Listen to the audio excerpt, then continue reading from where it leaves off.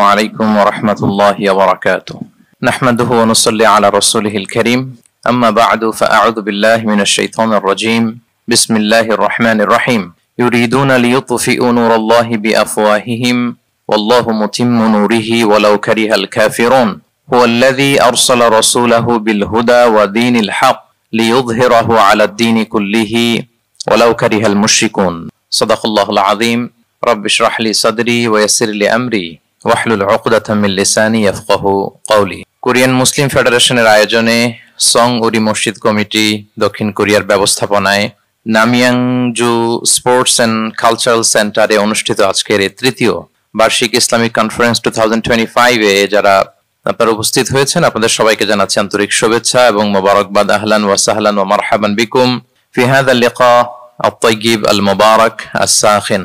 আশা করছি আপনারা সবাই ভালো আছেন, সুস্থ আছেন, নিরাপদে আছেন। দোয়া করছি আল্লাহ তাআলা আপনাদের সবাইকে ভালো রাখুন, সুস্থ রাখুন, নিরাপদে রাখুন।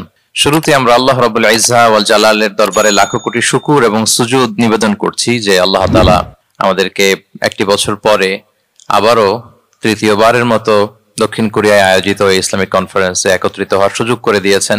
আমরা সবাই পড়ছি কালিমাতু শুকর আলহামদুলিল্লাহ। আমার সাথে আওয়াজ করে সবাই পড়ুন রব্বানা লাকাল হামদ حمدا كثيرا طيبا مباركا فيه يا ربي لك الحمد كما ينبغي لجلال وجهك وعظيم سلطانك لك الحمد بالإيمان لك الحمد بالإسلام لك الحمد بالقرآن। আল্লাহ রাব্বুল ইজ্জা ওয়াল জালালের দরবারে শুকরিয়া জ্ঞাপনের পরপরই আমি আজকের এই চমৎকার বিকেলে এই চমৎকার প্রোগ্রামের যারা অর্গানাইজিং কমিটি আছেন তাদেরকে অন্তরের অন্তঃস্থল থেকে শুভেচ্ছা, ধন্যবাদ এবং মোবারকবাদ দিতে চাই, যারা দীর্ঘদিন অনেক কষ্ট করে অনেক পরিশ্রম করে আজকের এই চমৎকার ইনডোর একটি স্টেডিয়ামে চমৎকার এই প্রোগ্রামের আয়োজন করেছেন। আল্লাহ তাআলা তাদের প্রচেষ্টাকে কবুল আর মঞ্জুর করুক। আমরা সবাই পড়ছি আমিন। আজকের এই প্রোগ্রামে সভাপতির আসন অলংকৃত করেছেন আলহাজ এম জামান সজল ভাই। প্রধান অতিথি হিসেবে আসন অলংকৃত করেছেন দক্ষিণ কোরিয়া অবস্থিত আমাদের যে বাংলাদেশ দূতাবাসের মাননীয় রাষ্ট্রদূত মহোদয়। ঠিক আমার আগেই আলোচনা করেছেন বাংলাদেশের প্রথিতযশা আলেমে দ্বীন শায়েখ আহমদুল্লাহ হাফিজাহুল্লাহ ওয়া রাআহ। তাছাড়াও দক্ষিণ কোরিয়া অবস্থিত বিভিন্ন মসজিদগুলোর আইম্মাতুল মাসাজিদ, স্কলার্স, প্রিচার্স যারা আছেন ওনারা আলোচনা করেছেন। আজকের প্রোগ্রামে উপস্থিত আছেন দক্ষিণ কোরিয়া প্রবাসী ব্যবসায়ী ভাইয়েরা, চাকরিজীবী ভাইয়েরা, ছাত্র বন্ধুরা। ইনডোর স্টেডিয়ামের একেবারে পেছনে পর্দা টাঙানো দেখা যাচ্ছে, আমাদের বোনেরা সেখানে আছেন, আমাদের কচিকাচা সোনামণিরা আছে, মিডিয়া কর্মী, সাংবাদিক বন্ধুরা, ভলান্টিয়ার্স। আমি সবাইকে আবারও শুভেচ্ছা এবং মোবারকবাদ জানিয়ে শুরু করছি। প্রিয় সুধী, এবার বলেন আপনারা সবাই কেমন আছেন? আমি ভালো আছি আলহামদুলিল্লাহ।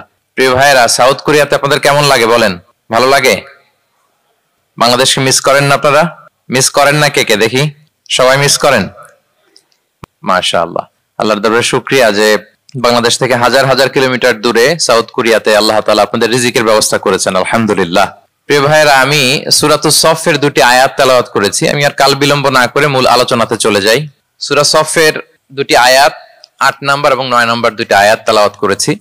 এই আয়াত দুটির আলোকে কিছু কথা আপনাদের সামনে উপস্থাপন করেই আমি আমার আলোচনার সমাপ্তি করবো ইনশাআল্লাহ। যেহেতু সামনে আমাদের আসরের সালাত, আমি খুব লম্বা চোরা সময় নিব না।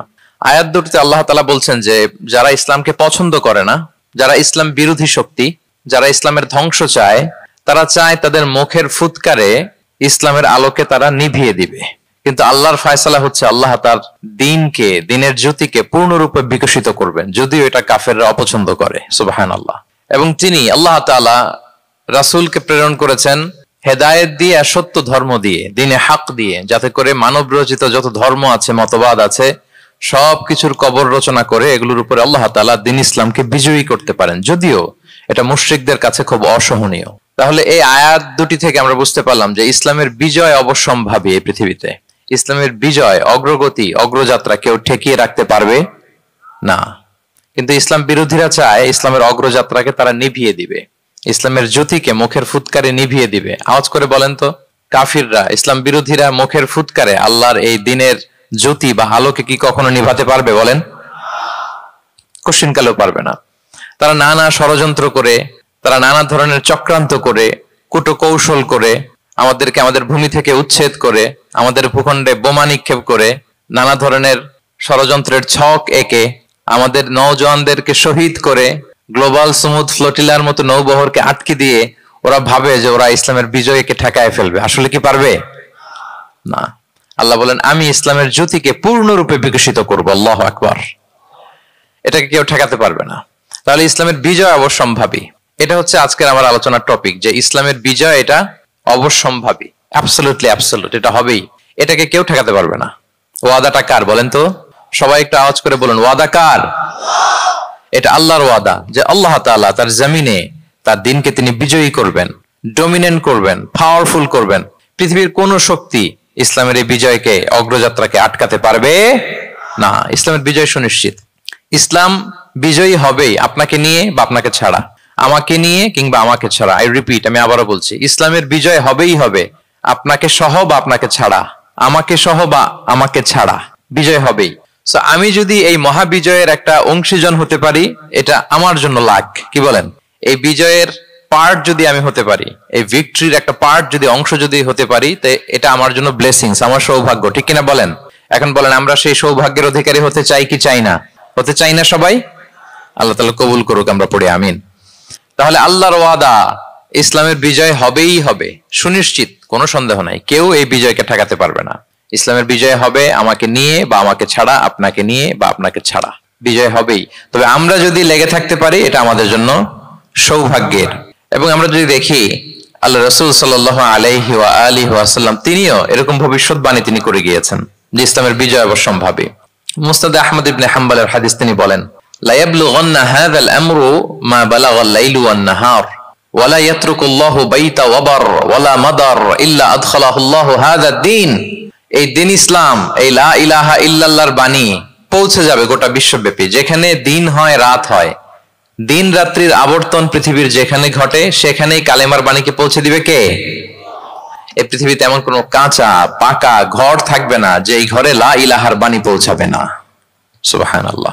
পৃথিবীতে এমন কোন জায়গা থাকবে না, এটা হোক মরুভূমি, হোক জঙ্গল, হতে পারে পাহাড়, হতে পারে কোনো আদিবাসী নৃগোষ্ঠী থাকে, পৃথিবীর এমন কোন জায়গা থাকবে না যেখানে লা ইলাহার বাণী পৌঁছাবে না, পৌঁছে যাবে।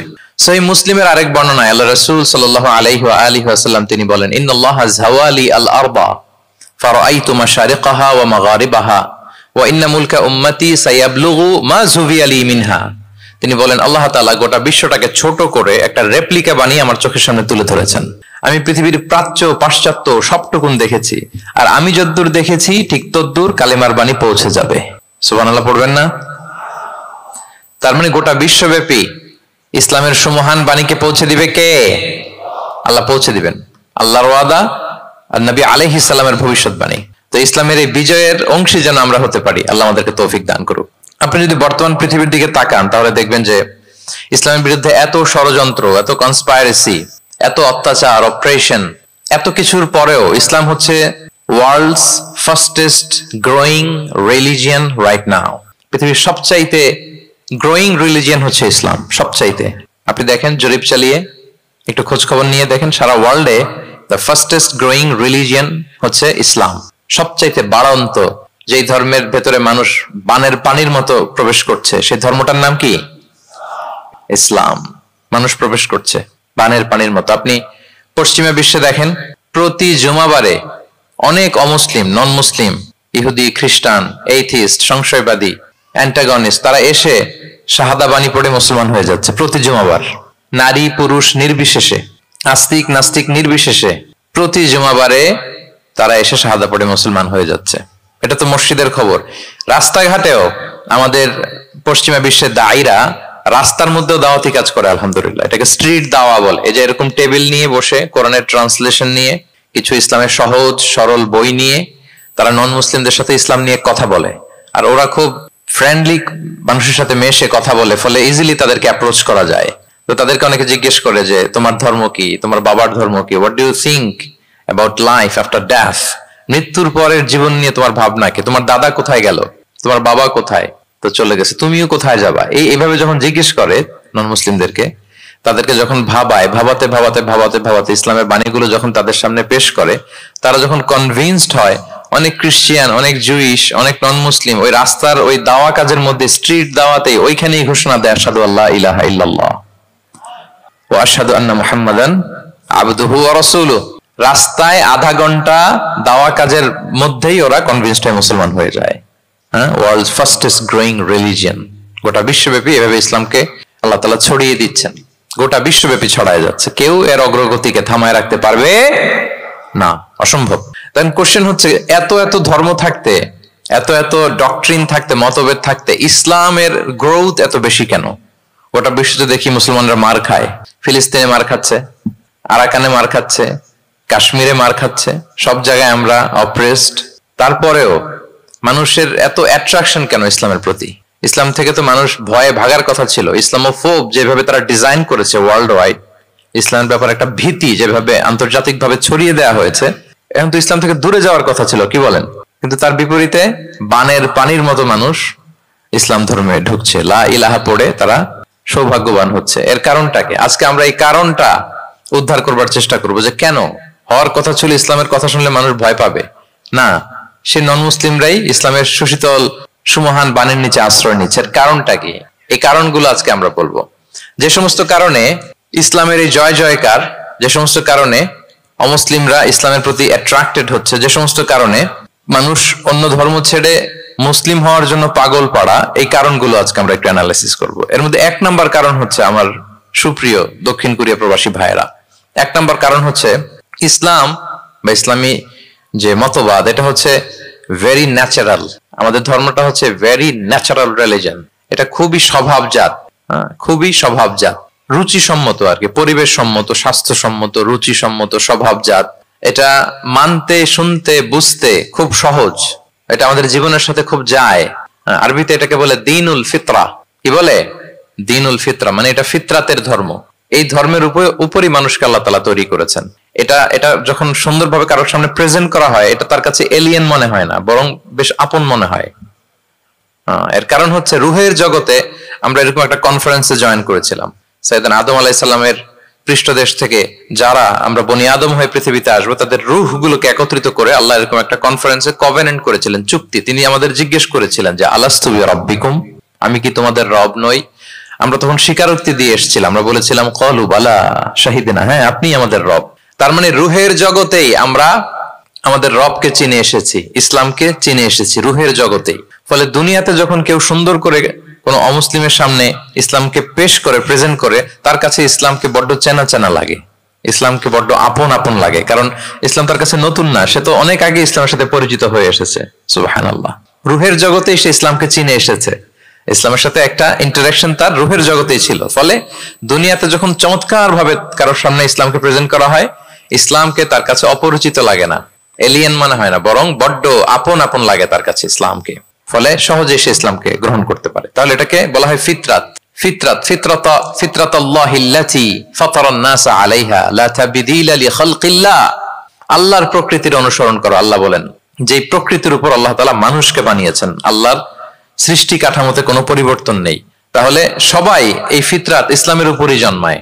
অন্য হাদিসে আল্লাহ রাসূল সাল্লাল্লাহু আলাইহি ওয়াসাল্লাম বলেন যে মা মিন মাউলুদিন ইল্লা ইউলাদু আলাল ফিতরাহ ফাআবাওয়াহু ইউহাউবিদানিহি আও ইউনাসসিরানিহি আও ইউমাজ্জিসানিহি। মানে সব মানুষ ইসলামের উপর জন্মায়, পরে তার মা বাবারা হয়তো তাকে ইহুদি বানায় বা হিন্দু বানায় বা অগ্নি উপাসক বানায়, কিন্তু তার আসল ধর্ম হচ্ছে ইসলাম। আওয়াজ করে বলেন তো, আসল ধর্ম কি?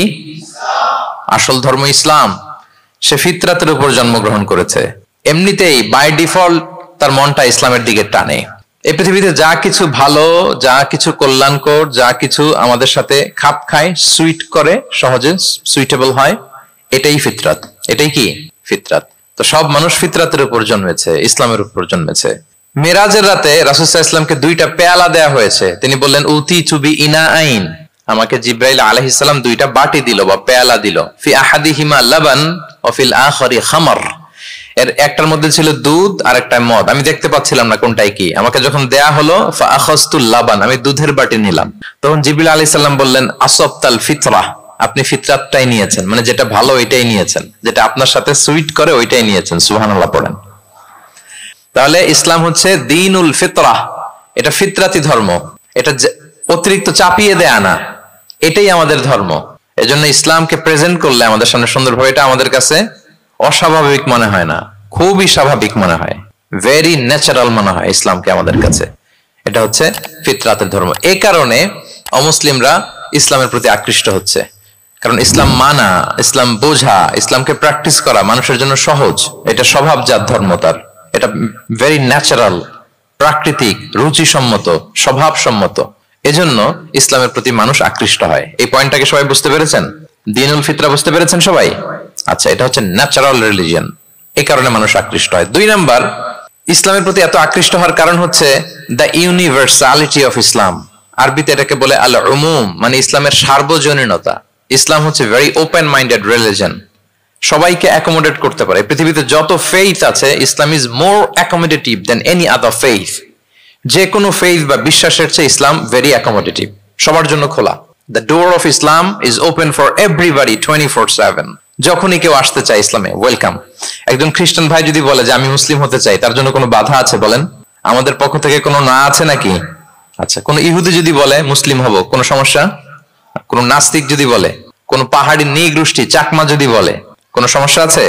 কিন্তু আপনি যদি বলেন যে আমার ইহুদি হতে বড্ড মন চায়, আমি এখন মুসলিম তো আমি ইসলাম ছেড়ে দিয়ে ইহুদি হতে চাই, ইহুদি হতে পারবেন? পারবেন না। যদি জেনে না থাকেন জেনে নেন, চাইলেই কেউ ইহুদি হতে পারে না। ইহুদি হতে হয় বাই বর্ন, জন্মসূত্রে। তাও আবার বাবা ইহুদি হইলে হবে না, কি আজীব তামাশা। মা ইহুদি হইতে হবে। ইহুদি মায়ের পেট থেকে যদি কেউ জন্মায় তাইলে সে ইহুদি। কিন্তু আমাদের ধর্মে এরকম নিয়ম আছে বলেন তো? না। তাহলে ইসলামটা হচ্ছে সার্বজনীন, এখানে কোনো সাম্প্রদায়িকতা নেই, কারণ ইসলাম সকল সম্প্রদায়ের জন্য এসেছে। আলহামদুলিল্লাহ পড়েন। ইসলামের সাম্প্রদায়িকতা আছে? না, এটা সকল সম্প্রদায়ের জন্য এসছে।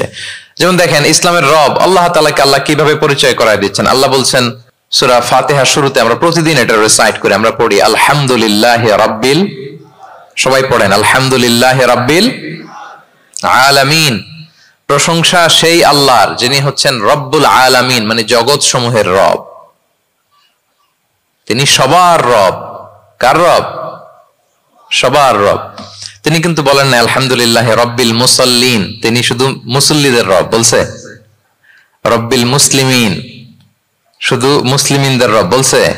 হ্যাঁ, রব্বুল হাজিন, শুধু হাজি সাহেবদের রব বলছে না। তিনি কি বলছেন? রব্বিল আলামিন। তাহলে তিনি গোটা জগতের রব, সবার রব তিনি। ইসলামের দরজা সবার জন্য খোলা, দ্য ইউনিভার্সালিটি অফ ইসলাম, যে আপনাদেরকে বুঝাচ্ছি আল উমুম। খেয়াল করে দেখেন যে আল্লাহ যখন নিজের পরিচয় দিচ্ছেন, তিনি বলছেন আমি সবার রব। তিনি কার রব? তিনি সবার রব। আলহামদুলিল্লাহ রাব্বিল আলামিন। এবং রাসূলুল্লাহ সাল্লাল্লাহু আলাইহি ওয়া আলিহি ওয়াসাল্লামের পরিচয় যখন আল্লাহ তাআলা করায় দিচ্ছেন, তখন আল্লাহ বলছেন ওয়ামা আরসালনাকা ইল্লা রাহমাতাল লিল আলামিন, I have sent you as a mercy for all the worlds. নবী হে, আপনি গোটা বিশ্বের সবার জন্য রহমত। সুবহানাল্লাহ। আল্লাহ বলছে যে শুধু মুসলমানদের জন্য রহমত? কথা বলেন। শুধু আরবদের জন্য রহমত? শুধু সাদা চামড়ার মানুষদের জন্য রহমত? শুধু পুরুষদের জন্য রহমত? এই রহমত কাদের জন্য বলেন তো দেখি, বুঝে থাকলে। আল্লাহর হাবিব সাল্লাল্লাহু আলাইহি ওয়াসাল্লাম কাদের জন্য রহমত বলেন তো সবাই? সবার জন্য রহমত। দেখেন ইউনিভার্সালিটি অফ ইসলাম, ইসলাম যে সবার জন্য। আচ্ছা, আল্লাহ সবার, রাসূলও সবার। এবার ইসলামের কিতাব কোরআনের দিকে যদি খেয়াল করি, কোরআনের পরিচয় দিতে যে আল্লাহ তাআলা বলেছেন ইন হুয়া ইল্লা যিকরা লিল আলামিন, নিশ্চয়ই কোরআনটা হচ্ছে জগৎবাসীর জন্য যিকরা, উপদেশ, রিমাইন্ডার। তাহলে কোরআনও সবার জন্য নাকি শুধু আমাদের? প্রিয় ভাইরা, কোরআন কি শুধু আমাদের বই? না, এটা হিন্দু ভাইদেরও বই, এটা নাস্তিকদেরও বই, এটা বুদ্ধিস্টদেরও বই, তাদের হেদায়েতের কথাও এখানে আছে। এটা সবার বই, এটার ওনারশিপ সবার, এটা আমাদের সবার। তাহলে দেখেন, আমাদের রব সবার, আমাদের রাসূল সবার, আমাদের কিতাব সবার। তাহলে ইসলামে কোনো সংকীর্ণতা নেই, ইসলামে কোনো সাম্প্রদায়িকতা নেই, কোন সম্প্রদায়ের জন্য ইসলাম আসেনি, ইসলাম এসেছে সবার জন্য। আলহামদুলিল্লাহ পড়েন। তাহলে দ্য ইউনিভার্সালিটি অফ ইসলাম, এটা ক্লিয়ার না সবার কাছে? বুঝতে পেরেছেন? তাহলে কেন ইসলাম দ্য ফাস্টেস্ট গ্রোয়িং রিলিজিয়ন? গোটা বিশ্বে সবচাইতে বেশি গ্রো হচ্ছে ইসলামের। 2টা কারণ বলে ফেলেছি। 1 নাম্বার কি ছিল বলেন তো? মনে আছে কিনা কারো দেখি? Very natural religion. কে বলছে ন্যাচারাল? দেখি। এই মাশাআল্লাহ, কি উনি শুধু বুঝলো নাকি? আর বাকিরা বললেন না যে? 1 নাম্বার কি ছিল? ন্যাচারাল। ইসলাম হচ্ছে ভেরি ন্যাচারাল রিলিজিয়ন, স্বভাবজাত, প্রাকৃতিক ধর্ম, আমাদের মনের সাথে প্রকৃতির সাথে খাপ খায় না, এরকম কোনো আইন বিধান ইসলামে নাই। গেল 2 নাম্বার কি বললাম? জোরে, সার্বজনীন। সার্বজনীন ধর্ম সবার, এটা কোন নির্দিষ্ট গোষ্ঠী কোন সম্প্রদায়ের জন্য ইসলাম আসে নাই। আচ্ছা 3 নাম্বার হচ্ছে ফ্লেক্সিবিলিটি। ইসলাম অনেক ফ্লেক্সিবল একটা রিলিজিয়ন। আরবিতে এটাকে বলে আত-তাইসির, মানে ইসলামে কাঠিন্যতা নেই, ইসলামের বিধানগুলো সহজ। বলেন ইসলামের বিধান মানতে আপনাদের কঠিন লাগে? আল্লাহ বলেন ইউরিদুল্লাহু বিকুমুল ইউসরা ওয়ালা ইউরিদু বিকুমুল উসর। আল্লাহ তোমাদের জন্য সহজ চান, কঠিন চান না। আল্লাহ কি চায়? সবাই বলুন, আল্লাহ সহজ চায়, আল্লাহ কঠিন চায় না। আমরা অনেক সময় কঠিন করে দিনকে উপস্থাপন করি, জটিল করে দিনকে উপস্থাপন করি। ওমা জাআলা আলাইকুম ফিদ-দীনি মিন হারাজ। আল্লাহ তাআলা দিনে কোনো জটিলতা রাখেননি, কিন্তু আমরা খুব কঠিন করে উপস্থাপন করি। আল্লাহ বারবার বলেছেন সহজ সহজ সহজ, লা ইউকাল্লিফুল্লাহু নাফসান ইল্লা উসআহা। আল্লাহ সাধ্যের বাইরে কাউকে কিছু চাপিয়ে দেন না। আমাদের যদ্দূর সাধ্যে কোলায় ঠিক তদ্দূরই আল্লাহ চাপিয়ে দেন। সুবহানাল্লাহ। ইসলাম কত সহজ, কতটা সহজ আমি আপনাদেরকে বুঝিয়ে বলছি, আপনারা একটু মনোযোগ দিয়ে শুনুন। একটা ছোট্ট হাদিস আপনাদের সাথে শেয়ার করি। ইসলাম কতটা সহজ আপনারা একটু শুনলেই বুঝতে পারবেন। এক সাহাবী আল্লাহ রাসূল সাল্লাল্লাহু আলাইহি ওয়া আলিহি ওয়াসাল্লামের কাছে এসে তিনি বললেন, ইয়া রাসূলুল্লাহ হালাকতু ইয়া রাসূলুল্লাহ, হে রাসূল আমি তো শেষ। আমি তো, শুনতেছেন, মনোযোগ আছে? আমি তো শেষ। রাসূল সাল্লাল্লাহু আলাইহি ওয়াসাল্লাম বললেন, ওমা আহলাকা, কি হয়েছে তোমার?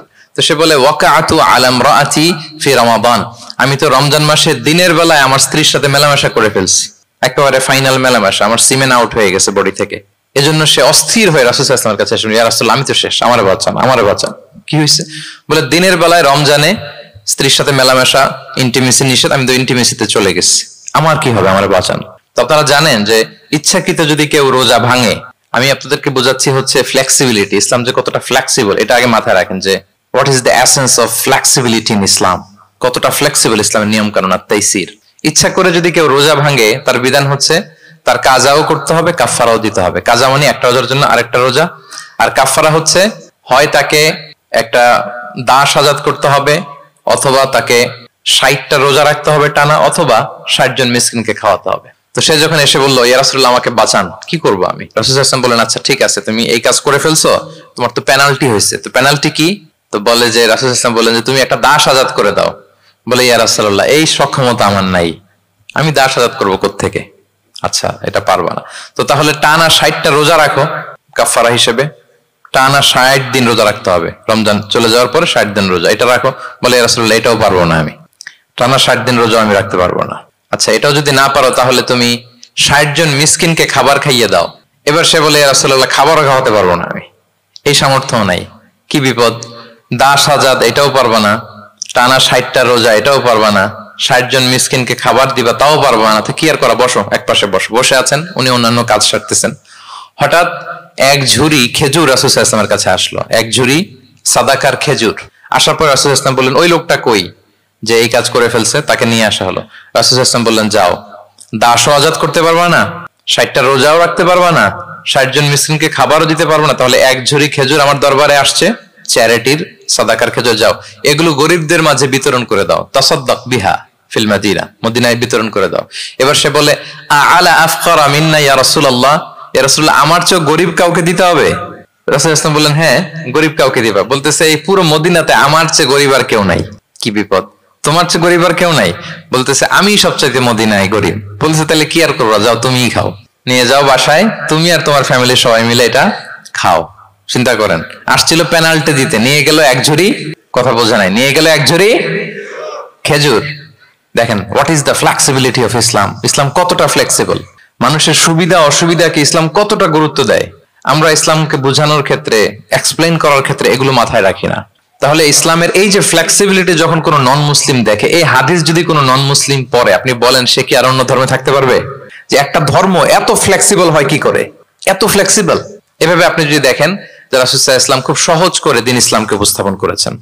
কাউকে যখন তিনি কোনো দায়িত্ব দিয়ে কোথাও পাঠাতেন, তখন তিনি একটা বিখ্যাত কথা বলে দিতেন, সব সময় বলতেন যে, বাশশিরু ওয়ালা তুনাফিরু, ইয়াসসিরু ওয়ালা তুআসসিরু, তোমরা মানুষকে সুসংবাদ দাও দিনের ব্যাপারে, মানুষকে ভয় দেখিও না, দিন থেকে ভাগিও না। ইয়াসসিরু, তোমরা দিনকে সহজ করে প্রেজেন্ট করো, ইসলামকে জটিল করে মানুষের সামনে কখনো প্রেজেন্ট করো না। ফ্লেক্সিবিলিটি।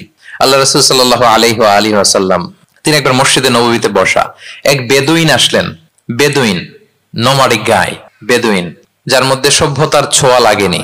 তো সে মসজিদে ঢুকেই উঠে চড়ে আসলেন, উটটাকে মসজিদের পিলারের মধ্যে বেঁধে রাসূল সাল্লাল্লাহু আলাইহি ওয়াসাল্লামকে সালামও দিচ্ছে না। কি দিচ্ছে না? সালামও দিচ্ছে না, কথাও বলতেছে না। মসজিদে ঢুকে পিলারের মধ্যে উটটাকে বেঁধে 2 রাকাত নামাজ পড়া শুরু করছে। 2 রাকাত নামাজের পরে দোয়া করতেছে। কি দোয়া জানেন? দোয়ায় বলতেছে আল্লাহুম্মা আরহামনি ওয়া মুহাম্মাদা ওয়া লা তারহাম মা'ানা আহাদা।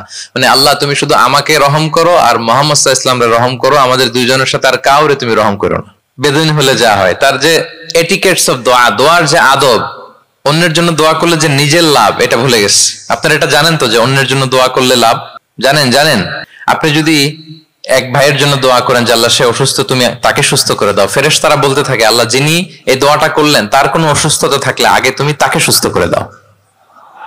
ধরেন যে আপনার এক ভাই দারিদ্রের কষাঘাতে জর্জরিত, টাকা পয়সা না, আপনি দোয়া করলেন যে আল্লাহ আমার ভাইটা আর্থিক সমস্যায় আছে, তার আর্থিক সমস্যা দূর করে দাও।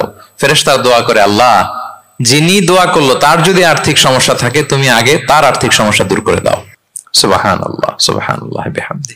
তো এক লোক এই হাদিসের ফজিলত শুনে ইফতারির পূর্ব মুহূর্তে, যেহেতু দোয়া কবুল হয়, তার ওয়াইফ ইফতারি তৈরি করতেছে, এই হাদিসের ফজিলত শুনে এক লোক তার বন্ধুর জন্য দোয়া করতেছে যে আল্লাহ আমার বন্ধুটা তো এখনো বিয়ে হয় নাই, তুমি সুন্দরী রূপবতী একটা স্ত্রীর ব্যবস্থা করে দাও আল্লাহ আমার বন্ধুর। এই দোয়া শুনে তার স্ত্রী তো রেগে মেগে আগুন, সেই ইফতারি রেখে দিয়ে এসে বলে এই এত বড় সাহস, কি দোয়া করো এসব উল্টাপাল্টা। স্বামী বলে কি দোয়া উল্টাপাল্টা, কি দোয়া করলাম? আমি তোমার বন্ধুর জন্য দোয়া করছি যে আল্লাহ তারে তুমি রূপবতী সুন্দরী স্ত্রীর ব্যবস্থা করে দাও। তো ওয়াইফ বলে এই তুমি কি মনে করছো আমি হাদিসটা জানি না যে অন্যের জন্য ভালো কোনো দোয়া করলে আগে এটা নিজের জন্য কবুল হয়? সুবহানাল্লাহ। দেখেন ইসলামের বিধান কত সুন্দর। আপনি অন্যের কল্যাণ কামনা করলে এটা এই কল্যাণ ফিরে আপনার দিকে আসে আগে। সুবহানাল্লাহ। তো ওই বেদুইনের এটা জানা ছিল না, সে এসে দোয়া করতেছে আল্লাহুম্মা আরহামনি ওয়া মুহাম্মাদা ওয়া লা তারহাম মা'ানা আহাদা। আল্লাহ তুমি শুধু আমারে রহম করো আর মুহাম্মদ সাল্লাল্লাহু আলাইহি ওয়াসাল্লামকে রহম করো, আমাদের দুজনের সাথে আর কাউরে রহম করো না। রাসূল সাল্লাল্লাহু আলাইহি ওয়াসাল্লাম তাকিয়ে বলেন হায় রে, একটা প্রশস্ত বিষয়কে সে সংকীর্ণ করে ফেললো। আফসোস করে বলতেছে, কারণ আল্লাহর দরবারে রহমের কি কোনো ঘাটতি আছে বলেন তো? আল্লাহর দরবারে রহমতের কোনো কমতি আছে? নাই। রাসূল সাল্লাল্লাহু আলাইহি ওয়াসাল্লাম বলে সে তো সবাইকে ইনক্লুড করতে পারতো। আচ্ছা গেল, দোয়া শেষে এবার সে মসজিদে নববীর মাঝখানে বসে পেশাব করা আরম্ভ করছে। এবার তো সাহাবারা রেগে মেগে আগুন, কি এত বড় সাহস, মসজিদে নববীর মাঝখানে পেশাব, সবাই উদ্ধত হচ্ছে, তাকে মারতে যাবে। রাসূল ইসলাম সবাইকে সামলালেন, থামালেন, বললেন রাখো রাখো রাখো, ছাড়ো, আগে সারতে দাও। কারণ কেউ যখন ওয়াশরুম সারে মাঝখানে তাকে ডিস্টার্ব করা যায় না, এটা তার ক্ষতি হবে। রাসূল ইসলাম বললেন রাখো, লেট হিম পাস ইউরিন, তাকে কাজ সারতে দাও। সে কাজ সারলো। এবার রাসূল ইসলাম বললেন ও হারিকু আলা বাউলিহি সাজলান মিন মা, তার পেশাবের উপর এক বালতি পানি ঢেলে দাও, দিয়ে ফেললো।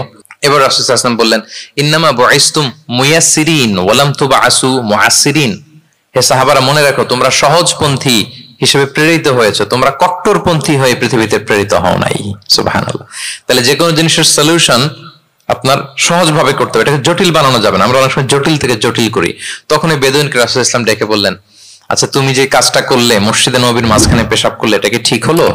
তুমি কি জানো এটা আল্লাহর ঘর, এটা আমাদের মদিনার কমিউনিটির ইবাদতগাহ, এখানে আমরা আল্লাহর ইবাদত করি, আল্লাহর জিকির করি, আল্লাহর কিতাব তেলাওয়াত করি, এটা কি তোমার ঠিক হলো? এইভাবে যখন আদর দিয়ে পরম মমতায় তাকে বুঝিয়ে বলা হলো, সে লজ্জিত হয়ে মাথা নিচু করে ফেললো। সুবহানাল্লাহ। রাসূল সাল্লাল্লাহু আলাইহি ওয়াসাল্লামের কাছে ক্ষমা চাইল। তাহলে প্রিয় সুধী, আপনি কোমলতা ভালোবাসা দিয়ে যা জয় করতে পারবেন, কঠোরতা দিয়ে সেটা পারা যায় না, খেয়াল রাখবেন। ভালোবাসা দিয়ে যেভাবে আপনি মানুষের হৃদয় জয় করতে পারবেন, কঠোরতা দিয়ে পারবেন না। এজন্য ইসলাম ফ্লেক্সিবিলিটিতে বিশ্বাস করে। ফ্লেক্সিবিলিটি, লা ইকাল্লিফুল্লাহু নাফসান ইল্লা উসআহা। আল্লাহ সাধ্যের বাইরে কাউকে কখনো কিছু চাপিয়ে দেয় না। এজন্য ইসলামকে সহজ করে উপস্থাপন করতে বলেছেন তিনি। মুআয ইবনে জাবাল রাদিয়াল্লাহু তাআলা আনহুকে রাসূল সাল্লাল্লাহু আলাইহি ওয়াসাল্লাম একবার ইমাম বানিয়ে পাঠালেন একটা এলাকায়। তো ওই এলাকার লোকেরা ছিল শ্রমজীবী সাহাবী, শ্রমজীবী। উট ব্যবহার করে সেখান থেকে কুয়া থেকে পানি নিয়ে খেজুর গাছের মধ্যে দিত। সারাদিন যখন কষ্ট করতো, হার্ড ওয়ার্কিং করতো, বিকেলে ক্লান্ত হয়ে পড়তো। তো উনি মাগরিবের নামাজে সূরা বাকারা দিয়ে একবার তেলাওয়াত শুরু করলেন। সূরা বাকারা কোরআনের সবচাইতে ছোট সূরা নাকি সবচাইতে বড়? তো উনি যখন বাকারা দিয়ে নামাজ শুরু করলেন, এক শ্রমজীবী সাহাবী এসে আর কন্টিনিউ করতে পারছেন না, এত লম্বা কেরাত কিভাবে পারবেন, তো ক্লান্ত শ্রান্ত পরিশ্রান্ত। উনি রেগে নামাজ ছেড়ে দিয়ে একা একা নামাজ পড়ে রাসূল সাল্লাল্লাহু আলাইহি ওয়াসাল্লামের কাছে যে অভিযোগ করলেন, নালিশ করলেন, বললেন ইয়া রাসূলুল্লাহ, দেখেন এমন একজনকে ইমাম করে আমাদের এলাকায় অ্যাসাইন করেছেন, উনি মাগরিবের নামাজে পড়তেছেন সূরা বাকারা, আর আমরা সবাই শ্রমজীবী কৃষিজীবী মানুষ। রাসূল সাল্লাল্লাহু আলাইহি ওয়াসাল্লাম রেগে গেলেন। মুআয ইবনে জাবালকে ডেকে বললেন, মুআয আফাতানুন আনতা ইয়া মুআয, তুমি কি ফিতনা ছড়াচ্ছ সমাজে? তোমাকে পাঠিয়েছি কমিউনিটির ইউনিটি ধরে রাখার জন্য। আফাতানুন আনতা ইয়া মুআয, হে মুআয তুমি কি সাব্বিহ ইসমা রাব্বিকাল আ'লা এই সূরা পারো না? ওয়াশ-শামসি ওয়া দুহাহা এই সূরাটা পারো না? ওয়াদ-দুহা ওয়াল-লাইলি ইযা সাজা এটা মুখস্থ নাই? এই ছোট ছোট সূরাগুলো থাকতে তুমি বাকারা দিয়ে পড়তে গেলা কেন? সুবহানাল্লাহ সুবহানাল্লাহ, আল্লাহু আকবার। দেখেন ইসলাম কতটা ফ্লেক্সিবিলিটিতে বিশ্বাসী, সহজ সহজ করে ইসলাম সবকিছু উপস্থাপন করে। এজন্য নন মুসলিমরা যখন দেখে যে ইসলামের মধ্যে এরকম ফ্লেক্সিবিলিটি আছে, তারা ইসলামের প্রতি আকৃষ্ট হয়, আলহামদুলিল্লাহ। আচ্ছা বলেন তো, বিয়েতে মহরানা দেয়া কি? সবাই বলুন। একজন বলছে ফরজ। সবাই বলুন, বিয়েতে মহরানা দেয়া কি? ওয়া আতুন নিসা সাদাকাতিহিন্না নিহলা, সানন্দ চিত্তে স্বামীদেরকে আল্লাহ বলছেন তোমরা তোমাদের মহরানা ডৌরি দিয়ে দাও, দিতেই হবে। অনেকে এটা দেয় না, ঠিক না, দিয়ে দিতে হবে। তো দেয়া ফরজ। মহরানা দেওয়ার মতো অর্থ এক সাহাবীর নাই। এক সাহাবী বলেন ইয়া রাসূলুল্লাহ বিয়ে করব, মহরানা আছে? নাই। তো না থাকলে কি বিয়ে করবা কি করে? এখন যাকে পছন্দ করছে ওই নারীকে জিজ্ঞেস করতেছে, তুমি কি কোরআন পারো? মেয়ে বলে না, আমি তো কোরআন পারি না। তো যিনি যে সাহাবী বিয়ে করবেন ওনাকে বলেন তুমি কোরআন পারো? হ্যাঁ আমি তো অনেকগুলো সূরা পারি। তখন রাসূল সাল্লাল্লাহু আলাইহি ওয়াসাল্লাম ওই কন্যাকে, মেয়েকে ডেকে বললো যে তুমি তো সূরা পারো না, তোমার হবু হাজবেন্ড অনেকগুলো কোরআনের সূরা পারে, তো তোমাকে তোমার স্বামী প্রতিদিন কিছু না কিছু সূরা মুখস্থ করাই দিবে, এটাই হয়ে যাবে তোমার বিয়ের মোহর। তাহলে বলেন তো সহজ না কঠিন? অজু করে নামাজ পড়া কি? সবাই বলুন ফরজ। কিন্তু ধরেন অজুর পানি নাই, তখন তায়াম্মুম করে পড়লেও কবুল করবে কে? আল কিয়াম ফিস সালাহ, দাঁড়িয়ে নামাজ পড়া কি? ফরজ। দাঁড়াতে পারছেন না, বসে বসে পড়লে কবুল করবে কে? বসতেও পারেন না, শুয়ে পড়লেও কবুল করবে কে? তাহলে বলেন তো ইসলামের বিধান কি কঠিন না সহজ? ফ্লেক্সিবিলিটি আর তাইসির। ইসলামের এই ফিচারটার কারণে, এই বৈশিষ্ট্যের কারণে অমুসলিমরা ইসলামের প্রতি আকৃষ্ট হয়, যে ইসলামের বিধানগুলো এত ফ্লেক্সিবল।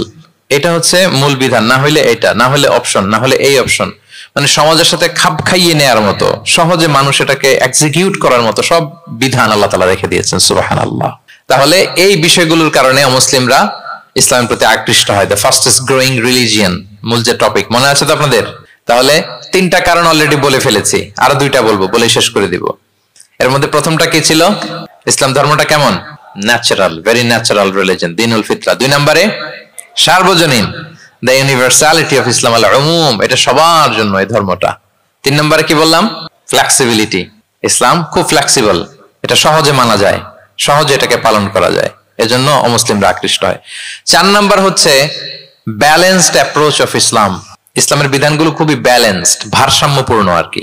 এর মধ্যে পরিমিতি বোধ আছে, ভারসাম্য বোধ আছে, এটা ব্যালেন্সড। এই কারণে ইসলামের প্রতি মানুষ আকৃষ্ট হয়। এখানে বাড়াবাড়িও নাই, ছাড়াছাড়িও নাই, মাঝামাঝি। বাড়াবাড়িও নাই, ছাড়াছাড়িও নাই। আমার সাথে সাথে বলেন, কি নাই? বাড়াবাড়িও নাই, আর কি নাই? ছাড়াছাড়িও নাই, বরং মাঝামাঝি, ব্যালেন্সড অ্যাপ্রোচ। ইসলামের সবকিছু দেখবেন ব্যালেন্সড।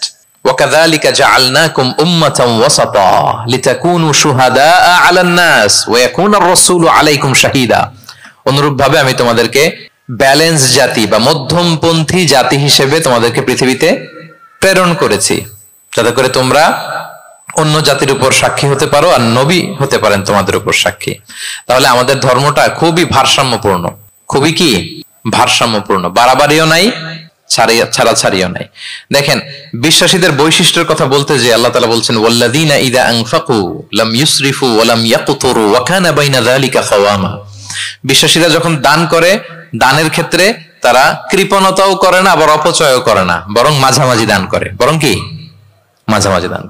রাসূলুল্লাহ সাল্লাল্লাহু আলাইহি ওয়াসাল্লামের একটা অভ্যাস ছিল, তার কাছে কেউ কিছু চাইলে উনি না বলতে পারতেন না। কি বলতে পারতেন না?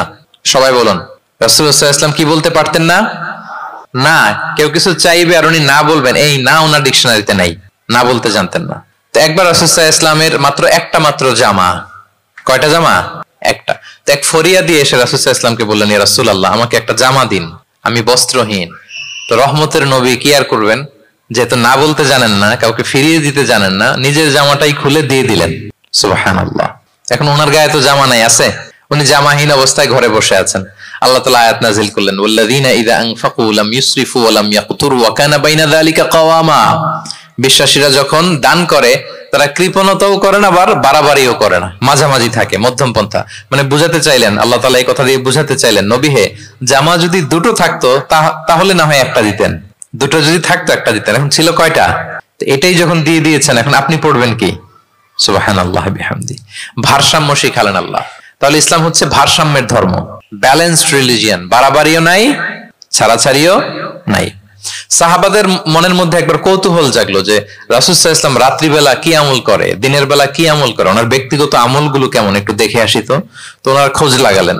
খোঁজ লাগিয়ে যা পেলেন তাদের খুব একটা মনোপুত হলো না। ওনারা ভাবলেন যে রাসূল সাল্লাল্লাহু আলাইহি ওয়াসাল্লাম হয়তো আরো বেশি আমল করেন, কিন্তু ওনাদের কাছে মনে হলো যে কিছুটা বোধহয় কমই হয়ে যাচ্ছে। তো একজন বলল, আরে রাসূল সাল্লাল্লাহু আলাইহি ওয়াসাল্লামের তো আগের পরের সব গুনাহ মাফ, গফিরা লাহু মা তাকদ্দামা মিন যামবিহি ওয়া মা তাআখার, ওনার তো কোনো গুনাহই নাই, এই আমল ওনার জন্য ঠিক আছে, আমাদের জন্য ঠিক না, আমাদের আরো বাড়াই করতে হবে। তো কি করা যায়? এই চিন্তা থেকে এরা একজন বলে যে তাইলে একটা কাজ করি, আমি আর এখন থেকে রাতে ঘুমাবো না, সারা রাত তাহাজ্জুদ করবো। সারা রাত কি করবো? আচ্ছা। আরেকজন বলে তাহলে আমি কালকে থেকে যে নফল রোজা রাখা শুরু করব, জীবনেও মরার আগের দিন পর্যন্ত আর রোজা ভাঙবো না, খালি রোজা চলতেই থাকবে, সাওমে বিসাল। দুইজন তো দুইটা নিয়ে নিছে। আরেকজন কি করবে? আরেকজন বলে তোরা যা করছস, আমি এক কাজ করি, আমি আর আমার স্ত্রীর কাছেই যাব না, সন্ন্যাসী হয়ে গেলাম, আর বউদের কাছে যাব না, সন্ন্যাসী জীবন, খালি আল্লাহ বিল্লাহ, ইবাদত, জিকির, আজকার, দোয়া দরুদ পড়তে পড়তে জীবন শেষ করে দেব। তিনজন তিনটা নিয়ে নিল। এই কথা যখন রাসূলুল্লাহ সাল্লাল্লাহু আলাইহি ওয়াসাল্লাম তিনি শুনলেন, তিনি অপছন্দ করলেন। তিনি বললেন, মা বালু আকওয়ামিন ইয়াকুলুনা কাযা ওয়া কাযা, তোমাদের কি হলো? ডাকলেন, সমাবেশ করে বলেন, এই নাম ধরে বলতেন না, তিনি কিভাবে মানুষকে কারেক্ট করতেন দেখেন, সংশোধন করতেন। এই তুমি নাকি এটা বলছো, দাঁড়াও আব্দুল্লাহ, এই আব্দুর রহমান তুমি দাঁড়াও, এই আব্দুল করিম, তিনজনে তিন খারাপ কাজ করছো, এইভাবে সংশোধন করতেন না। কারণ নাম ধরে দাঁড় করালে তারা তো অন্যদের সামনে অপদস্থ হবে, কি বলেন, ঠিক কিনা? নাম না ধরে তাদের কাজ নিয়ে বললেন যে মা বালু আকওয়ামিন ইয়াফআলুনা কাযা ওয়া কাযা, মা বালু আকওয়ামিন ইয়াকুলুনা কাযা ওয়া কাযা। আচ্ছা, তোমাদের মধ্যে কয়েকজন নাকি এই কাজের ঘোষণা দিছো, তোমাদের মধ্যে কয়েকজন, তাহলে যেই তিনজন দিছে এরা তো বুঝে ফেলছে যেগুলো আমাদের কি বলতেছে, ঠিক কিনা বলেন? আর বাকিরাও সতর্ক হয়ে গেল। এবার রাসূল সাল্লাল্লাহু আলাইহি ওয়াসাল্লাম বললেন, না, তোমাদের এই কাজটা ঠিক হয়নি। ইন্নী লা আখশাকুম লিল্লাহি ওয়া আতকাকুম লাহু, তোমাদের মধ্যে আমি নবী সবচেয়ে বেশি আল্লাহকে ভয় করি, আমি সবচেয়ে বড় মুত্তাকি।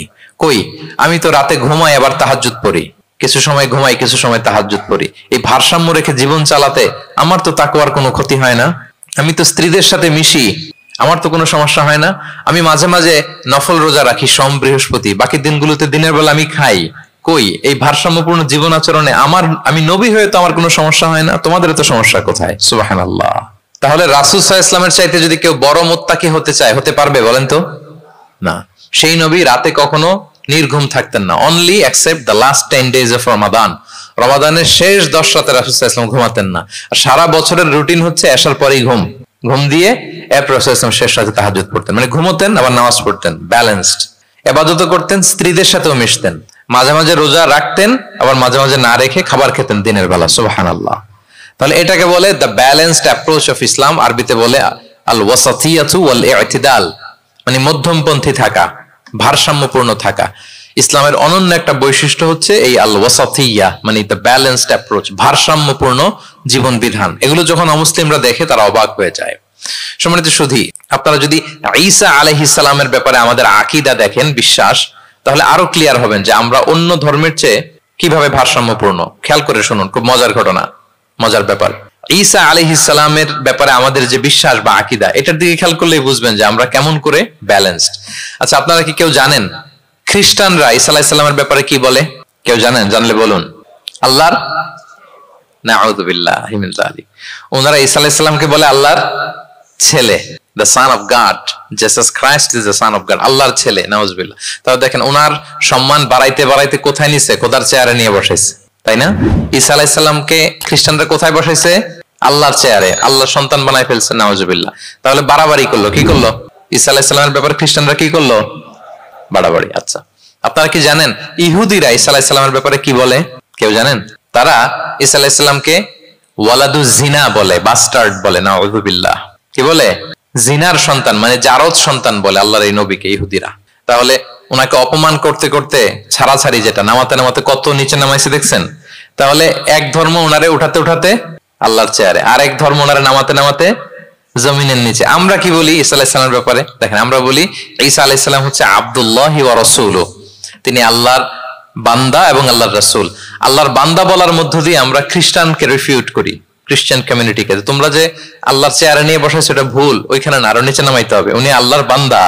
আর রাসূলুহু, সম্মানিত রাসূল বলে আমরা ইহুদিদেরকে রিফিউট করি, তাদের জবাব দেই যে না, তোমরা একজন নবীকে যে অপমান করে বলেছো উনি বাস্টার্ড, না, উনি রাসূলুহু, আল্লাহর প্রেরিত রাসূল, এই বলে ওনার সম্মানকে আমরা উপরে উঠাই। তাহলে একদল নিছিল ওইদিকে, ওইখান থেকে নিচে নামায় নিয়ে আসি, একদল মাটির নিচে ঢুকাই দিছে, ওইখান থেকে উপরে উঠাই নিয়ে আসি, তাহলে আমরা মাঝামাঝি থাকি। সুবহানাল্লাহ পড়বেন না? ঈসা আলাইহিস সালামের ব্যাপারে আমাদের আকীদা হচ্ছে মানহাজুল ওয়াসাতিয়্যাতি ওয়াল ই'তিদাল, আমরা মাঝামাঝি থাকি। আচ্ছা, আমাদের যে বোনদের পিরিয়ড হয় প্রতি মাসে, মেনস্ট্রুয়েশনাল পিরিয়ড হয়, খ্রিস্টানরা কি করে জানেন?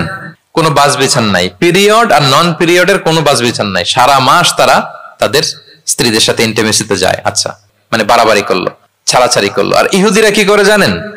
ইহুদিরা বোনদের যখন পিরিয়ড হয় স্ত্রীদের, তখন স্ত্রীদের সাথে কোনো কথাবার্তা, স্পর্শ কিছুই করে না, এদেরকে ঘর থেকে বের করে দেয়। তাদের আলাদা একটা ঘর থাকে, যে 5 দিন 7 দিন বোনদের পিরিয়ড হয়, ওই বাসায় থাকো, ওই রুমে, পিরিয়ড ভালো হয়ে যাবে, এরপর আমার এখানে আসবো। দেখেন, একদল করছে বাড়াবাড়ি, আরেক দল ছাড়াছাড়ি। কিন্তু ইসলামের কত সুমহান বিধান, কত সুমহান বিধান! পিরিয়ড চলাকালীন সব করা যাবে, কিন্তু ফাইনাল ইন্টিমেসি ছাড়া, আরবিতে যেটাকে বলে আল জিমা, এটা ছাড়া। তাহলে দেখেন, এই যে ঈসা আলাইহিস সালাম এবং এই যে বোনদের পিরিয়ডের যে বিধান, এক্ষেত্রে আমাদের ভারসাম্যপূর্ণ বিধান ফুটে ওঠে, যেটাকে বলে ব্যালেন্সড অ্যাপ্রোচ অফ ইসলাম, ইসলামের ভারসাম্যপূর্ণ বিধান। তো ইসলামের এই ব্যালেন্সড অ্যাপ্রোচ যখন অমুসলিমরা দেখে, তারা ইসলামের প্রতি আকৃষ্ট হয়ে যায়। আলহামদুলিল্লাহ। তাহলে কয়টা বললাম? 1 নম্বরে ন্যাচারাল রিলিজিয়ন, 2 নম্বরে দ্য ইউনিভার্সালিটি অফ ইসলাম, সার্বজনীন, 3 নম্বরে ফ্লেক্সিবিলিটি, তাইসির, সহজ ইসলামের বিধান, 4 নম্বরে ব্যালেন্সড অ্যাপ্রোচ, ভারসাম্যপূর্ণ, বাড়াবাড়িও নাই, ছাড়াছাড়িও নাই। 5 নম্বরে সর্বশেষ আল ইনসানিয়া, এটাকে বলে রিলিজিয়ন অফ হিউম্যানিটি, ইসলাম মানবতার ধর্ম। কিসের ধর্ম? ইসলাম মানবতার ধর্ম। যখন এটা দেখে মুসলিম রাত ধরে রাখতে পারে না নিজেকে। সুবহানাল্লাহ। প্রত্যেক শ্রোতা বলবেন, অল অডিয়েন্স একসাথে বলেন, ইসলাম কিসের ধর্ম? মানবতার ধর্ম। মানুষকে ইসলাম সবচাইতে মর্যাদা দেয়। একবার এক ইহুদির লাশ যাচ্ছিল রাসূল সাল্লাল্লাহু আলাইহি ওয়াসাল্লামের সামনে দিয়ে, এই লাশ দেখে, ইহুদির লাশ দেখে নবী সাল্লাল্লাহু আলাইহি ওয়াসাল্লাম দাঁড়িয়ে গেলেন। সাহাবারা বললেন, ইয়া রাসূলুল্লাহ ইন্নাহু ইহুদি, আপনি দাঁড়ালেন যে, এটা তো ইহুদির লাশ। রাসূল সাল্লাল্লাহু আলাইহি ওয়াসাল্লাম বললেন, আওয়ালাইসাত নাফসান, এটা কি মানুষ না? সুবহানাল্লাহ পড়বেন না? আওয়ালাইসাত নাফসান, হোক না ইহুদি, হোক না খ্রিস্টান, হোক না মাজুসি, অগ্নি উপাসক, সে তো মানুষ, তাকে মানুষ হিসেবে কনসিডার করে তাকে সম্মান দিতে যে আমি দাঁড়িয়েছি। সুবহানাল্লাহ বিহামদি। তাহলে মানবতাকে ইসলাম গুরুত্ব দেয়, মানুষকে ইসলাম কি করে? গুরুত্ব দেয়। আল্লাহ বলেন, ওয়ালাকাদ কাররামনা বানি আদম, I have dignified the status of the sons of Adam, আমি বনি আদমের স্ট্যাটাসকে বাড়িয়েছি, মর্যাদাকে বাড়িয়েছি। মানুষ মাত্রই তার সম্মান আছে না নাই? দেখেন, আল্লাহ আমাদেরকে এত সম্মানিত করেছেন, ঈমান আনার ব্যাপারে আমাদেরকে কোনো জোর জবরদস্তি করেন নাই, স্বাধীনতা দিয়েছেন। আমরা ফ্রি টু অ্যাকসেপ্ট ইসলাম। ফামান শাআ ফালইউমিন ওয়া মান শাআ ফালইয়াকফুর, যে চাইবে ঈমান আনবে, না চাইলে সে কুফরি করবে। তবে জেনে রাখো, ঈমান আনলে ফলাফল জান্নাত, আর কুফরি করলে পরিণাম জাহান্নাম। কিন্তু জোর করবো না আমি, লা ইকরাহা ফিদ্দীন, দ্বীনে জবরদস্তি নাই, বাড়াবাড়ি নাই, নো কম্পালশন ইন ইসলাম। কাউকে ফোর্স করে আপনি জোর করে ইসলামে আনলে হবে না। তাহলে এটা মানবতার ধর্ম। মানবতাকে ইসলাম সবচাইতে বেশি গুরুত্ব দেয়। যেমন ধরেন যে দুর্যোগ পীড়িত কোনো এলাকায় যদি আমরা ত্রাণ নিয়ে যাই, আমরা কি সেখানে দেখে দেখে শুধু মুসলিম ঘরে ত্রাণ দেই নাকি? ওখানে মুসলিম থাকলে মুসলিম দেই, হিন্দুরা যদি থাকে তাদেরকে দেই। আমরা যদি কোনো দুর্যোগপূর্ণ এলাকায় যাই, সেখানে নাস্তিক থাকলে তার ঘরে আমরা ত্রাণ পৌঁছে দেই। আমরা যদি কোনো উদ্ধার কর্মে অংশগ্রহণ করেছি, ধরেন যে আগুন লেগেছে, আপনি উদ্ধার কর্মতে অংশগ্রহণ করেন, এখন খুঁজে খুঁজে যার মাথায় টুপি আরে আপনি বাঁচাবেন নাকি? যার গালে দাঁড়িয়ে আরে বাঁচাবেন না, আপনি সবাইকে বাঁচাবেন। আল্লাহু আকবার। মানবতা যেখানে বিপন্ন, সেখানেই ইসলামের সাপোর্ট আছে না নাই বলেন? যেখানেই মানবতা বিপন্ন, সেখানে ইসলাম পৌঁছে যায়। কারণ ইসলাম হচ্ছে দ্য রিলিজিয়ন অফ হিউম্যানিটি, এটা মানবতার ধর্ম। মানুষ হিসেবে ইসলাম সবাইকে কনসিডার করে। মদিনাতে একবার 60 জন খ্রিস্টান পাদ্রী আসবে নাজরান থেকে। খ্রিস্টান পাদ্রী, কোন ধর্মের? খ্রিস্টান। এখন তাদের সাথে এই ফরেন ডেলিগেট যখন আসবে, কোথায় বসবে? রাসূল সাল্লাল্লাহু আলাইহি ওয়াসাল্লাম ওইরকম জায়গা তো নাই, এখন না রাজা বাদশাদের প্যালেস থাকে, প্রাসাদ, এটা সেটা, কোথায় বসবে? এক সাহাবী বলে, ইয়া রাসূলুল্লাহ, আমার কাছে খেজুর পাতা আছে, এটা বিছাই দেই, এটা একটা আসন করে এখানে বসি। রাসূল ইসলাম বললেন না, এটা কেমন হয়।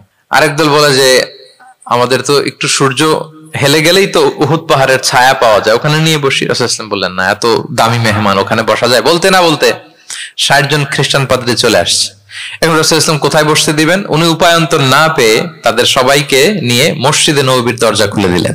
60 জন খ্রিস্টানকে কোথায় ঢুকতে দিলেন? মসজিদে নববী।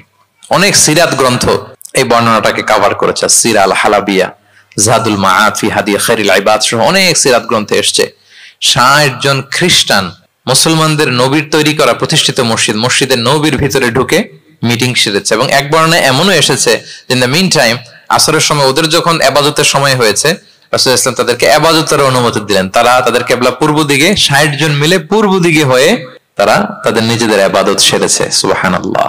রাসূল ইসলাম এটা খ্রিস্টান না ইহুদি এটা কনসিডার করেন। রাসূল ইসলাম দেখেছেন তারা মানুষ। তারা কি মানুষ? যেমনি মানুষ মনে করে এক ইহুদির লাশ দেখে তিনি দাঁড়িয়ে গিয়েছেন আলাইহিস সালাতু ওয়াসসালাম। তাহলে ইসলাম মানবতাকে গুরুত্ব দেয়। এজন্য ইসলামকে বলা হয় রিলিজিয়ন অফ হিউম্যানিটি, আল ইনসানিয়া। এটা মানবতার ধর্ম। কিসের ধর্ম? এই পাঁচটা ইসলামিক ফিচার, ইসলাম ধর্মের এই 5টা ক্যারেক্টারিস্টিক্স বা ফিচার থাকার কারণে Islam is the fastest growing religion in the world right now. পৃথিবীতে সবচাইতে ইসলামের গ্রোথ বেশি। সবাই কালিমা শাহাদা পড়ে মুসলমান হয়ে যাচ্ছে নন মুসলিম দেশগুলোতে। আপনাদের সাউথ কোরিয়ার কথা আমি জানি না, আমি তো ওয়েস্টের অনেক দেশে গিয়েছি, অনেক জায়গায় আমাদের বন্ধুরা ইমাম খতিব হিসেবে আছে, তাদের কাছ থেকে শুনি রেগুলার নন মুসলিমরা, খ্রিস্টানরা তারা কালিমা পড়ে মুসলমান হয়ে যাচ্ছে। তাদের চার্চ গুলো তারা বিক্রি করে দিচ্ছে, চার্চ সেনাগগ গুলো বিক্রি করে দিচ্ছে। গত সপ্তাহে, তার আগের সপ্তাহে আমার জাপানে প্রোগ্রাম ছিল, এক মসজিদে আলোচনা করলাম, দেখি যে মসজিদটা খুব সুন্দর। আমি বললাম এত সুন্দর মসজিদ? বলে যে শেখ এটা আগে ক্যাসিনো ছিল। ক্যাসিনো কি ছিল? ক্যাসিনো চিনেন তো? জুয়ার আসর বসতো আর কি এখানে। বলে যে আমরা ক্যাসিনো কিনে এটার মসজিদ বানায় ফেলছি। তো এই 5টা বিষয় থাকার কারণে অমুসলিমরা ইসলামের প্রতি আকৃষ্ট হচ্ছে। দেখি আরেকবার শুনি আপনাদের থেকে। 1 নম্বরে কি ছিল? এটা ন্যাচারাল রিলিজিয়ন, এটা প্রকৃতির ধর্ম, প্রাকৃতিক স্বভাবজাত। 2 নম্বরে এটা সার্বজনীন ধর্ম, দ্য ইউনিভার্সালিটি অফ ইসলাম। 3 নম্বরে ফ্লেক্সিবিলিটি আর তাইসির, এই ধর্মের বিধান মানা একেবারে সহজ, ব্যালেন্সড অ্যাপ্রোচ, এটা ভারসাম্যপূর্ণ একটা জীবন বিধান। 4 নম্বরে। 5 নম্বরে রিলিজিয়ন অফ হিউম্যানিটি, এটা মানবতার ধর্ম। কিসের ধর্ম? মানবতার ধর্ম। এই যে দেখেন এত সুন্দর যে ইসলাম, এইভাবে যদি আমরা প্রেজেন্ট করতে পারি নন মুসলিম আমার বন্ধুদের সাথে, কলিগদের সাথে, নেইবারদের সাথে, আমার ফ্রেন্ডসদের সাথে, ওরা ইসলামের ব্যাপারে আকৃষ্ট হবে না? বলেন। ধর্মে যদি নাও আসে, ইসলামের ব্যাপারে একটা পজিটিভ আউটলুক তো তার থাকবে, কি বলেন? তো এইভাবে ইসলামকে প্রেজেন্ট করার দরকার আছে না নাই? অ্যাট্রাকটিভ প্রেজেন্টেশনের অভাবে আমরা ইসলামের কথাকে তুলে ধরতে পারি না। ওরা যে মতবাদ, ওদের যে ডক্ট্রিন, ওদের যে আইডিওলজি, ওদের যে চিন্তা চেতনা, এই বস্তা পচা মতবাদকে ওরা সুন্দরভাবে বিউটিফাই করে, ফান্ডিং করে, এমন প্যাট্রনেজের সাথে গোটা বিশ্বে আনে, চোখ ধাঁধানো মনে হয়। কিন্তু আমাদের প্রপার প্রেজেন্টেশনের কারণে আমরা ইসলামকে নন মুসলিম বন্ধুদের কাছে তুলে ধরতে পারি না। এজন্য আমরা অমুসলিম দেশে যারা থাকি, এটা আমাদের সবার দায়িত্ব। We all are the ambassador of Islam in a non Muslim land. প্রত্যেকে আমরা ইসলামিক অ্যাম্বাসেডর। আপনাকে দেখে ওরা ইসলামকে জাজ করবে। আপনি যদি মিথ্যা বলেন তো আপনার গালে দিবে না, বলবে মুসলমানরাই এরকম, ঠিক কিনা? আপনি লেনদেনে যদি কারচুপি করেন, বলবে মুসলমানরাই এরকম। এজন্য আপনাকে অ্যাম্বাসেডরের ভূমিকা পালন করতে হবে নন মুসলিম দেশে। এবং নন মুসলিম দেশে স্থায়ীভাবে যদি কেউ থাকতে হয়, তার দাওয়াতের নিয়তে থাকতে হবে। It's a must, I repeat. অমুসলিম দেশে ব্যবসা করতে যাবেন অস্থায়ীভাবে, ওকে। চাকরি, ওকে। চিকিৎসা পারপাস, ওকে। পড়াশোনা, ওকে। কিন্তু স্থায়ীভাবে যদি কোনো অমুসলিম দেশের পাসপোর্ট নিয়ে থাকতে হয়, স্থায়ীভাবে, of course it should be with the intention of দাওয়া, দাওয়াতের নিয়তে থাকতে হবে। যেমনটি রাসূল সাল্লাল্লাহু আলাইহি ওয়াসাল্লামের সাহাবারা ইসলামের সুমহান বাণীকে প্রচার করার জন্য অমুসলিম ভূখণ্ডে ছড়িয়ে পড়েছেন। এজন্য যারা পাসপোর্ট পেয়ে গেছেন সাউথ কোরিয়ার, অথবা এদেশে আছে নাকি সিস্টেম পাসপোর্ট পাওয়ার? আছে? আচ্ছা, যারা পেয়েছেন বা প্রসেসিং এ আছেন যে আমি এই দেশের পাসপোর্ট নিব, অফকোর্স আপনার দাওয়াতি নিয়তে থাকতে হবে যে আমি ইসলামকে ছড়ায় দিব, এই নিয়তে আছি, তাইলে থাকাটা বৈধ। তা না হলে অমুসলিম ভূখণ্ডে কোনো মুসলিম স্থায়ীভাবে বসবাস করতে পারবে? রাসূল সাল্লাল্লাহু আলাইহি ওয়াসাল্লামের ভয়ঙ্কর ধমক আছে একটা, তিনি বলেছেন আনা বারিউন মিন কুল্লি মুসলিম ইয়কিমু বাইনা আযহুরিল মুশরিকিন। আমি ওই প্রত্যেক মুসলমান থেকে আমি বারি, তার কোনো দায়ভার আমার নাই যে অমুসলিম ভূখণ্ডে মুশরিকদের সাথে থাকে। হ্যাঁ, গভীর হুঁশিয়ারি, সতর্কবার্তা, ওয়ার্নিং। কিন্তু যদি আপনি উইথ দ্য ইন্টেনশন অফ দাওয়াতে নিয়তে থাকেন যে এখানে আমি একটা মসজিদ করব, মসজিদের সাথে লেগে থাকবো, আমার বুদ্ধিস্ট প্রতিবেশীর কাছে আমি ইসলামের সুমহান বাণী পৌঁছে দেব, আমার কলিগদেরকে বুঝাবো দেখো ইসলাম খুব ফ্লেক্সিবল, এটা ন্যাচারাল রিলিজিয়ান, এটা মানবতার ধর্ম, এটা এমন এমন, এইভাবে আমি বুঝাবো। এই নিয়তে যদি আপনি থাকেন তাহলে আপনি এই দেশে স্থায়ীভাবে থাকতে পারবেন। কথা কি বুঝতে পেরেছেন? এখন অন্যকে ইসলাম বুঝাইতে হলে তো আগে নিজের মানতে হবে নাকি? কথা বলেন। আপনি ইসলামের দাওয়া দিবেন, এখন আপনি নিজেই ইসলাম মানে না, তাহলে হবে? আগে নিজের মানতে হবে, কি বলেন? আগে নিজের ইসলামকে কি করতে হবে? মানতে হবে। আমার প্রিয় ভাইরা, Islam is our identity, Islam is our honour. আমাদের সম্মান হচ্ছে ইসলামে। উমর ফারুক রাদিয়াল্লাহু তাআলা আনহু বলতেন, নাহনু কওমুন আ'আজ্জানাল্লাহু বিল ইসলাম, আমরা এমন জাতি যে জাতিকে আল্লাহ তাআলা ইসলাম দিয়ে সম্মানিত করেছে। ফাইনি বিতাগাইনাল ইজ্জাতা বিগাইরিহি আযাল্লানাল্লাহ, ইসলাম ছাড়া অন্য কোথাও যদি আমরা সম্মান তালাশ করি তাহলে আমাদেরকে অপদস্থ করে ছাড়বেন কে? একটাই মনোনীত ধর্ম আল্লাহ তাআলার কাছে, সেটা হচ্ছে ইসলাম।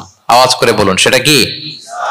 ইন্নাদ দীনা ইনদাল্লাহিল ইসলাম, একমাত্র আল্লাহর কাছে the accepted only one religion to Allah, সেটা হচ্ছে ইসলাম। ওমাই ইয়াবতাগি গায়রাল ইসলামি দীনান ফালাই ইউকবালা মিনহু ওয়া হুয়া ফিল আখিরাতি মিনাল খাসিরিন, ইসলাম ছাড়া অন্য কিছু যদি কেউ তালাশ করে, সেটার সাথে নিজেকে জড়ায়, আল্লাহ তাআলা কবুল করবেন না। that will not be accepted from him in the day of judgment and he will be loser মিনাল খাসিরিন, সে হবে লুজার, হতভাগা হবে, দুর্ভাগা হবে। তাহলে আমরা যেন ইসলামকে আমাদের শেকড় হিসেবে কনসিডার করি, আমাদের ছেলে মেয়েদেরকে যেন ইসলামী তারবিয়ার উপর আমরা গড়ে তুলি, এবং ইসলামকে যেন আমরা ভেতর থেকে সবাই লালন করি, ধারণ করি, এবং ইসলামের সুমহান বাণীকে যেন আমরা পৌঁছে দেই সবাই অন্যদের কাছে। রাজি আছেন তো সবাই?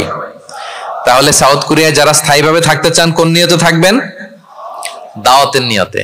We all should be a living দাঈ, আমরা লিভিং দাঈ হয়ে থাকবো। আমাদেরকে দেখলে আমার চলনে বলনে কথনে আমার ডিলিংস দেখেই যেন ভাই এত ভালো মানুষ, আরে এটাই তো সুন্দর, এটাই তো ইসলাম। আম্মাজান আয়েশাকে জিজ্ঞেস করা হলো যে আম্মাজান কাইফা কানা খুলুক রাসূলিল্লাহ, নবী সাল্লাল্লাহু আলাইহি ওয়াসাল্লামের ক্যারেক্টার কেমন ছিল? তিনি বলতেন যে ইনদামা রাসূল সাল্লাল্লাহু আলাইহি ওয়াসাল্লাম ইয়ামশি আলাল আরদ কাআন্নাল কুরআনা ইয়ামশি আলাইহি, যখন রাসূল সাল্লাল্লাহু আলাইহি ওয়াসাল্লাম রাস্তা দিয়ে হেঁটে যেতেন as if a living Quran is walking on the street, মনে হতো একটা জীবন্ত কোরআন রাস্তা দিয়ে হেঁটে যাচ্ছে।